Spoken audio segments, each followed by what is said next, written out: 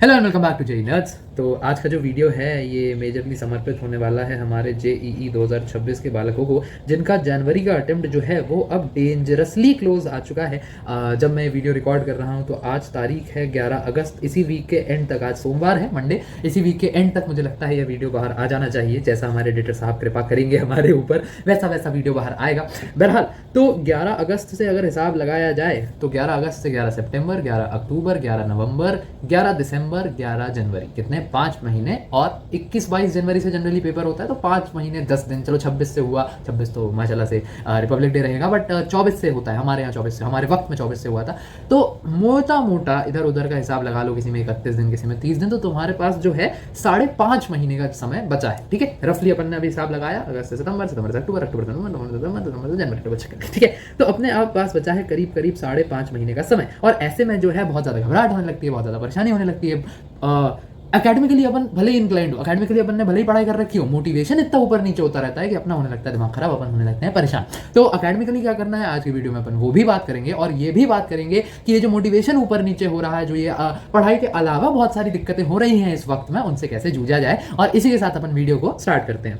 सबसे पहली चीज, सबसे बोरिंग एडवाइस जो मुझे लगती है और सबसे जरूरी एडवाइस जो कोई सुनता नहीं है, प्लीज अगर तुम ये नहीं सुन रहे हो तो तुम बर्बाद कर रहे हो अपनी जे प्रिपरेशन। थ्योरी कंप्लीट कर लेना और चैप्टर कंप्लीट कर लेना बराबर चीज़ें नहीं है। जो लोग कोडिंग समझते हैं वो जानते हैं कि ये नॉट इक्वल टू का साइन होता है। अगर तुमने थ्योरी किसी चैप्टर की कर ली है, सपोज तुम्हारी अभी क्लास में 12वीं का कोई चैप्टर चल रहा होगा, ईएमआई, मैग्नेटिज्म वगैरह, और तुमने उसकी थ्योरी पढ़ ली है, या तुम रिवीजन करने जाते हो 11वीं के किसी चैप्टर का और तुमने उसकी थ्योरी पढ़ ली है, तो उसका मतलब ये नहीं है कि मेरा वो 11वीं का चैप्टर रिवाइज हो गया। समझ रहे हो बात को? वहां 11वीं का चैप्टर वो तब रिवाइज माना जाएगा जब तुमने उसका थ्योरी का रिवीजन तो कर ही लिया है, प्लस तुमने प्रैक्टिस कर ली है उसके सवालों की, और अच्छे नंबर ऑफ सवालों की। कम से कम पिछले 5 साल के तो मिनिमम है, 7 साल के कर लोगे तो बहुत अच्छा है। ठीक है, मैं जिनका बैकलॉग है, जिनको बहुत परेशानी है, कोशिश करो 3 साल तक के तो निपटाओ ही निपटाओ। ठीक है। दूसरी बात, अब तुम्हारे पास क्योंकि वक्त कम है तो अब कोशिश करो क्वालिटी ऑफ क्वेश्चन ज्यादा कवर करो देन क्वांटिटी ऑफ क्वेश्चंस। हर चैप्टर के लिए तुम 200 सवाल नहीं लगा सकते। अब तुम्हारा सवाल आएगा, भैया क्वालिटी ऑफ क्वेश्चन से आपका क्या मतलब है? क्या हम जेई एडवांस के सवाल लगाने लग जाएं जेई मींस के लिए? नहीं, ये बहुत लार्जली मिसअंडरस्टूड चीज़ है। क्वालिटी ऑफ क्वेश्चंस का मतलब है, या शब्द बेहतर हम यूज कर सकते थे, वेराइटी ऑफ क्वेश्चंस। ठीक है, कुछ सवाल जो है वो सिंगल करेक्ट लगाओ, कुछ सवाल मल्टीपल करेक्ट लगाओ। ठीक है, और कुछ सवाल तुम जो है वो एसर्शन रीजन टाइप के करो, कुछ सवाल जो है न्यूमेरिकल टाइप के प्रैक्टिस करो, कुछ जो है वो थोड़ी हाई डिफिकल्टी वाले प्रैक्टिस करो, कुछ जो है थोड़े इजी भी प्रैक्टिस करो कि उसको जल्दी कर पा रहे हो या नहीं। इस तरीके से एक स्पेक्ट्रम कवर करने की कोशिश करो। और 50 क्वेश्चंस जो है ये ऐसा नहीं है 50 करके छोड़ देने हैं, ये 50 जो है ये कोशिश करनी है पर सब्जेक्ट अपने हो सके। अब समझ, अब डर लग रहा होगा कि भैया 150 सवाल करने को बोल दिया आपने तो दिन में, बहुत ज़्यादा है, नहीं हो पाएगा शुरुआत में, कोई बात नहीं। मैं उस लॉजिक से है कि aim for the sun, at least you land amongst the stars. कोशिश तो करो 50 क्वेश्चन लगाना। केमिस्ट्री वगैरह में तो चुटकियों का काम होता है, वहाँ तो ज़्यादा दिक्कत ही नहीं है। नहीं हो पाएगा तुम 30 लगा लो पर चैप्टर, बट पर सब्जेक्ट, बट प्लीज़ लगाना स्टार्ट करो। ठीक है, सवाल लगाना बहुत इंपॉर्टेंट है। अब मैंने बात की कि पीवाईक्यूज बहुत ज़्यादा ज़रूरी है और पिछले 5 से 7 साल के पीवाईक्यूज तुम्हें लगाने हैं। मैं मान रहा हूँ एक 4th पॉइंट अभी रह रहा है, उस पर अपन वापस आएंगे आते हुए। ठीक है, तो उसका एक बहुत सुंदर रिसोर्स, जो लोग बच्चे रेगुलरली चैनल देख रहे हैं वो अभी तक इसके बारे में जानते होंगे। मैं बात कर रहा हूँ फिजिक्स वाला की 7 ईयर्स जेई मेंस के 143 शिफ्ट्स की पीवाईक्यूज की किताब के बारे में। अब 7 साल का सिग्निफिकेंस ये है कि भाई 7 साल पहले 2019 में एनटीए ने पेपर का अपने जो पैटर्न है वो कंप्लीटली ऑनलाइन शिफ्ट कर दिया था, और उसके बाद से पैटर्न मोर और लेस कंसिस्टेंट रहा है। ठीक है, पैटर्न नहीं, तरीका उन्होंने पेपर देने का ऑनलाइन शिफ्ट कर दिया था।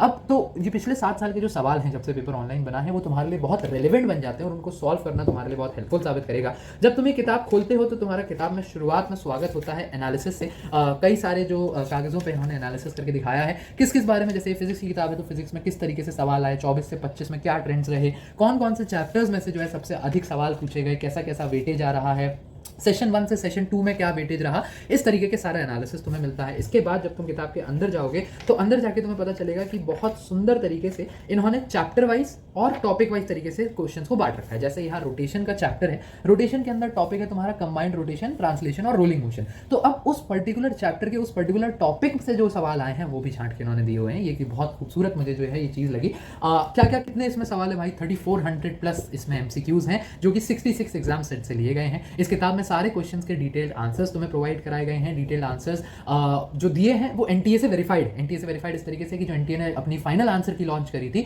वही सारे जो हैं इसमें तुम्हें आंसर्स दिए गए हैं। तो जो एनटीए मानता है वही तुम्हें पता चलेगा। सारे जो 10 यूनिट्स हैं उनकी कॉम्प्रिहेंसिव थ्योरी भी प्रोवाइड करी गई है, जिससे थोड़ा सा क्विक जो है तुम्हें थ्योरी वगैरह पहले पता चल जाए। मतलब मुझे ऐसा लगता है कि ऑल इन ऑल सारी ही चीज़ें इस किताब में तुम्हें जो है वो प्रोवाइड कराई गई हैं, एनालिसिस से लेकर पीवाईक्यू से लेके। नर्ड 150 हमारा कोड है, पीडब्ल्यू स्टोर पे जाओगे अगर तुम, तो नर्ड 150 कोड से तुम इस किताब को ले सकते हो, उसको ऑर्डर कर सकते हो और तो तुम्हें एक डिस्काउंट मिल जाएगा। बाकी अमेजॉन वगैरह से लेना चाहते हो तो उसका लिंक जो है मैं डिस्क्रिप्शन में डाल दूंगा, वहाँ से तुम इसको चेकआउट कर सकते हो। अब जो 4th पॉइंट वीडियो में रह गया था, फटाफट उस पर आते हैं और अपन वीडियो पे वापस कूदते हैं। अब आ जाते हैं चौथे पॉइंट पे। तुम्हें किताब के बारे में मैंने बता दिया। किसी भी तरीके का डाउट अगर तुम्हें आता है, अगर तुम ये 7 साल की किताब है, अगर तुम इसको सॉल्व करते हो या फिर तुम कोई भी जो अपना मॉड्यूल वगैरह करंट चैप्टर्स के लिए तो तुम मॉड्यूल या रेफरेंस बुक भी लगा सकते हो, तो अगर तुम उसको सॉल्व करो और तुम्हें कोई डाउट आता है तो उस डाउट को वहीं के वहीं रेक्टिफाई करो, उस डाउट को वहीं के वहीं निपटाओ। क्योंकि कोई डाउट जो अगर तुम्हारा अभी छूटा ना तो ये बाद में पेपर के दिन में जाके याद आएगा। वो बीच में समय बहुत ज़्यादा बचा नहीं है यार कि मैं अब प्रैक्टिस भी करूँ, मैं अपना पेपर भी दूँ, मैं अपना मिड टर्म का पेपर दूँ, प्री बोर्ड का पेपर दूँ, बोर्ड के प्रैक्टिकल वगैरह दूँ, मैं उसके साथ साथ मैं अपना जेई के जनवरी अटेम्प्ट की तैयारी करूं। अब तो इतनी भसड़ में ना डाउट्स अक्सर भूल जाता है इंसान, और पेपर में वो जो सवाल आ गया जिसका डाउट तुम्हें यहाँ रह गया था तो वो बहुत बाद में दिक्कत देगा। इसलिए वहीं के वहीं उसी दिन के दिन निपटाओ डाउट्स को अपने, ठीक है। अगली बात पर आ जाते हैं, सेट रियलिस्टिक टारगेट्स। अब जो है बोरिंग एडवाइसेस खत्म हो जाएंगे, अब जो है अपन रेलिवेंट बातें करेंगे थोड़ी सी।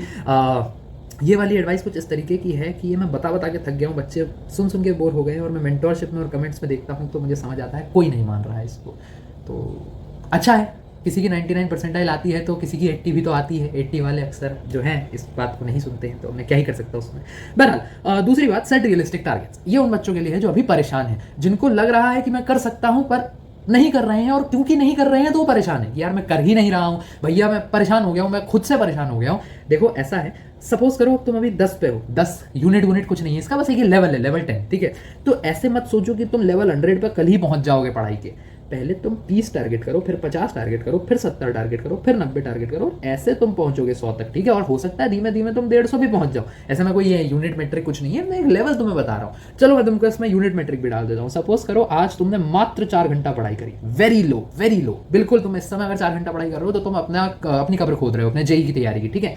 लेकिन मान लिया कि तुम बहुत बुरी स्थिति में हो, एक्सपेक्ट मत करो कि कल तुम 14 घंटे पढ़ाई कर लोगे, ये नहीं होगा भाई, ऐसा नहीं होता है एक दिन। और अगर ऐसा हुआ भी, कल तुमने मोटिवेशन में 14 घंटे पढ़ लिया तो अगले दिन फिर तुम 2 घंटे पे आ जाओगे, क्योंकि तुम अपना नींद, खाना पीना ये सब छोड़ के जो है 14 घंटे पढ़ोगे। इससे बेहतर है कल का टारगेट करो, कल मैं बस 8 घंटे पढ़ूंगा। ये भी मैंने डबल कर दिया, तुम 6 भी टारगेट कर सकते हो, ज़्यादा वक्त नहीं है इसलिए 8 कर। परसों टारगेट करो कि मैं 12 घंटे करूँगा, फिर इतने के बाद डबल नहीं कर सकते, फिर धीमे धीमे कि मैं अब 12.5 खींचूंगा, मैं परसों 13 खींचूंगा, 13.5 खींचूंगा। जिस दिन 14 खींच दिया मज़ा ही आ जाएगा, और जैसे ये ऐसा ग्राफ बनेगा, धीमे धीमे धीमे धीमे मैं पहुंचूंगा और फिर 14 पे पहुंच के मैंने इसको कांस्टेंट कर दिया। फिर यहाँ से मैं रोज़ जो है 14 घंटे पढ़ रहा हूँ, रोज़ 14 घंटे पढ़ोगे आराम से अच्छी रैंक आ जाएगी। ये तो मैं बता सकता हूँ तुम्हें, ठीक है। नित्य प्रतिदिन प्रैक्टिस और उसका एक अच्छा मिक्स बना के 14 घंटे पढ़ाई करिए, ऑर्गेनाइज, वो आगे बात करते हैं, तो आ जाएगी अच्छी रैंक। अगली बात पर चलते हैं, be honest with your self. देखो मेहनत कौन कर रहा है? तुम। रैंक कौन लाएगा? तुम। बाकी सब चीज़ें बहुत छोटा रोल प्ले करती हैं। अभी कुछ दिन पहले मैंने जितेंद्र सिंह सर की एक बात जो थी वो एक शॉर्ट में बताई। जितेंद्र सिंह सर, जिन लोगों को नहीं पता, वो आईआईटी कानपुर के एलुमनस हैं, एच सी वर्मा सर के स्टूडेंट हैं, बहुत बड़े प्रोफेसर हैं, डीआरडीओ के साथ बहुत काम करते हैं, वो साइंटिस्ट भी बहुत अच्छे हैं।